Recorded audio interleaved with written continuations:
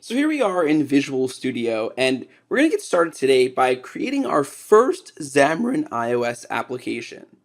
So we're going to go to File, New, Project, and we're going to be looking for a Xamarin iOS single view application.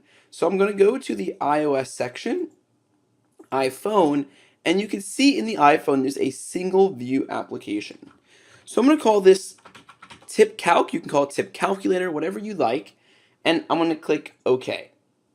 Now this is going to go off and create my Xamarin iOS application. And what I want to do for you is I just want to show you running it. That's it. Just running it on a simulator to show you that everything is working fine. So at the top here, you can see it says iPhone Simulator. And right now, it's just connecting to my Mac. So remember, if you're using a Windows computer, that's fine. In order to actually deploy and see it running though, you need to have a Mac somewhere on the network. So now that I'm connected, you can see I have my simulator open here. I'm going to go ahead and hit play to run it on the iPhone 8 running iOS 11.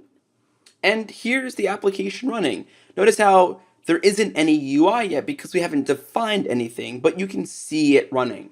Now, one thing I want to point out is I'm using an enterprise feature here. The fact that I can see my iOS simulator on my Windows computer is because I'm basically just connecting remotely and presenting it here using the Xamarin iOS remoting simulator.